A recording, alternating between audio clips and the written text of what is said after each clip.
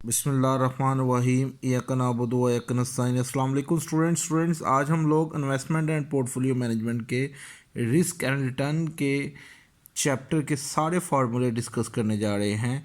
इस वीडियो में आपको ये समझ आ जाएगा कब कौन सा फार्मूला यूज़ करना है।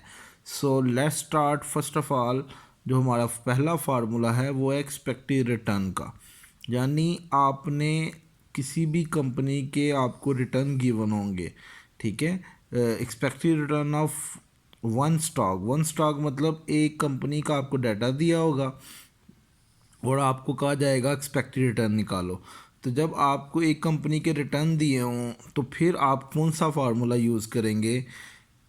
Are bar equal to summation R over N, यानी आपने उस कंपनी के जो रिटर्न यानी आर उन सब को जमा करना है और वो उनकी तादाद पे डिवाइड कर देना है। तो इसको कहते हैं कि जब आपको सिर्फ एक ही कंपनी का एक्सपेक्टेड रिटर्न निकालना हो तो तब आपने यही फार्मूला यूज़ करना है, ठीक है।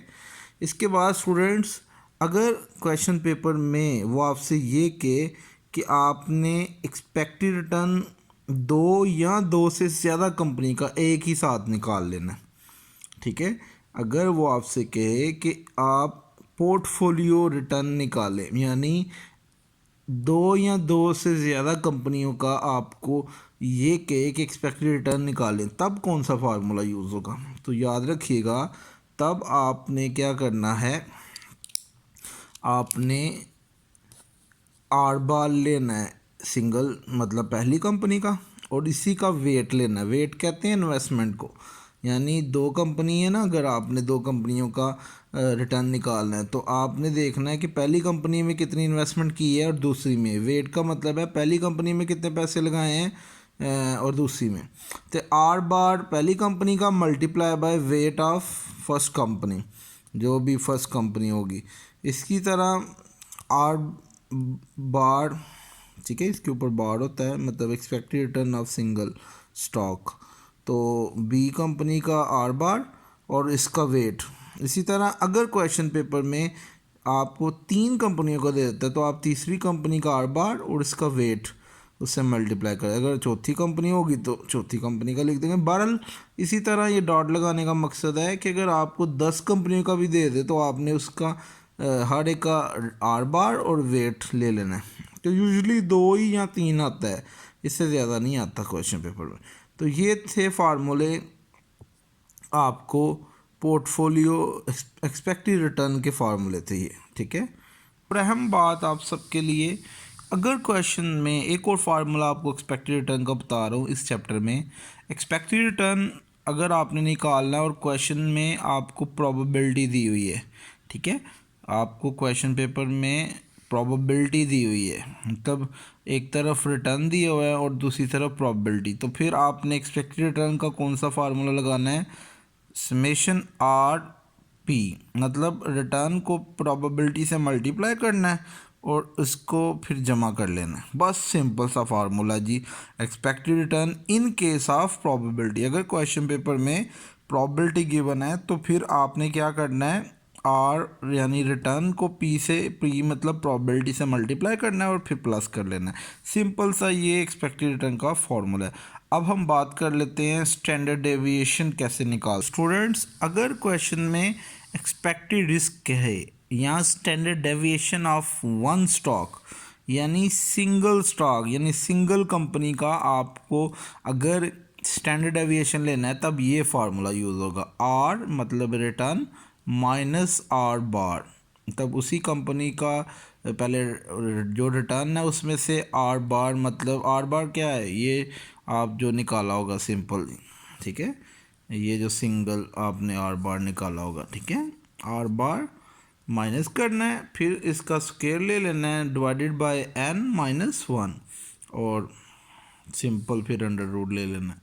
तो ये तब फार्मूला यूज़ होगा जब आपको कहा जाए standard deviation of single stock, यानी एक स्टॉक हो, एक कंपनी का आपने निकालना हो।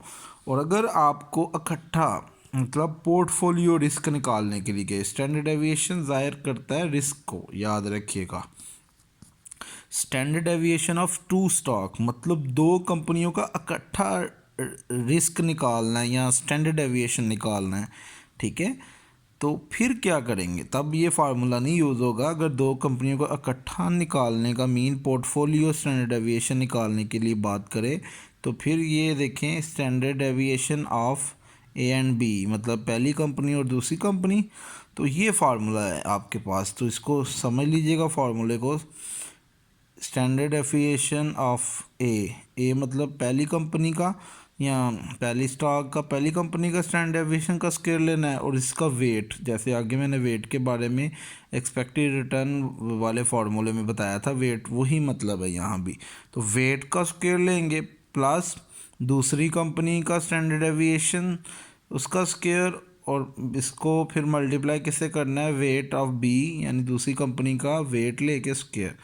तो स्टूडेंट इसके बाद प्लस टू लिख के आपने आगे यही लिख देना है। ये देखें ये जो लिखा हुआ है, ये देखें उठा के तो लिख देना है और फिर आपने साथ ये लिख देना है, ठीक है, स्केयर के बगैर। और multiply by R A B का मतलब होता है correlation of A and B, relationship of यानी इन दोनों कंपनियों का आपस में क्या ताल्लुक़ है। तो वो क्या है, अब आपका क्वेश्चन होगा कि क्या ये सब कुछ गिवन होगा। तो मेजॉरिटी ऑफ क्वेश्चन में जब आपको ये वाला वो पूछेगा ना स्टैंडर्ड डेविएशन निकालना, तो याद रखिएगा वो ये सारी वैल्यूज़ आपको गिवन करेंगे, ठीक है। तब स्टैंडर्ड डेविएशन ऑफ ए भी गिवन होगा, वेट भी गिवन होगा और मोस्टली कोरिलेशन भी गिवन होता है। तो कितना आसान हो जाएगा, आप बस ये फार्मूला याद कर लें और इसको पुट कर दें। तो अगर आपको याद हो मैथ में आपने एक फार्मूला पढ़ा था ए प्लस बी का स्केयर, वो क्या था, ए की टू प्लस बी की two plus two A and B. ए ये है ना, ये देखें, और बी ये दूसरी रकम को, और यहाँ पे बस कोरिलेशन का इजाफा है। कोरिलेशन मतलब रिलेशनशिप ऑफ टू स्टॉक। तो ये हैं फार्मूले स्टूडेंट्स। अब इसके अलावा एक और फार्मूला है इन case of probability standard deviation का। वो क्या फार्मूला, अगर क्वेश्चन पेपर में आपको स्टैंडर्ड डेविएशन निकालने के लिए कहे यानी एक्सपेक्टेड रिस्क निकालने के लिए कहे और क्वेश्चन में प्रोबेबिलिटी हो इन केस ऑफ प्रोबेबिलिटी, तो फिर फार्मूला क्या आएगा, आर यानी रिटर्न माइनस आर बार और स्क्वायर मल्टीप्लाई बाय पी और फिर अंडर रूट ले लेंगे। तो स्टूडेंट्स अगर क्वेश्चन में प्रोबेबिलिटी है और अगर आप पास पेपर देखें तो इस तरह के क्वेश्चन मौजूद हैं जिसमें प्रोबेबिलिटी गिवन हो, तो मैंने ये तीनों तरह से आपको फार्मूले बता दिए हैं। कर देता हूँ, अगर एक कंपनी का स्टैंडर्ड डेविएशन लेना है तब ये फार्मूला, अगर दो कंपनियों का लेना है तब ये फार्मूला, अगर तीन कंपनियों का स्टैंडर्ड तो ये एक और फार्मूला वो मैं बाद में आपको बताऊँगा, काफ़ी लेंथी है। और अगर क्वेश्चन में आपको कहा जाए कि आपने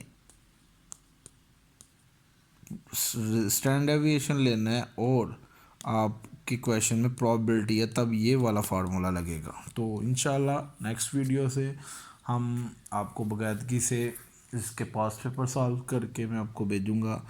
दुआ में याद रखिएगा। अल्लाह ताला आप सबको कामयाब करें। चैनल को जिन्होंने सब्सक्राइब नहीं किया वो लाजमी सब्सक्राइब भी कर लें और सब स्टूडेंट को ये शेयर करें। इन्वेस्टमेंट के जो लेक्चर्स हैं वो आज से हमने स्टार्ट कर लिए हैं। इंशाल्लाह आपको पास पेपर विद जो भी आपका डाटा है वो आपसे शेयर किया जाएगा। अल्लाह हाफिज़, stay blessed, best wishes for exam.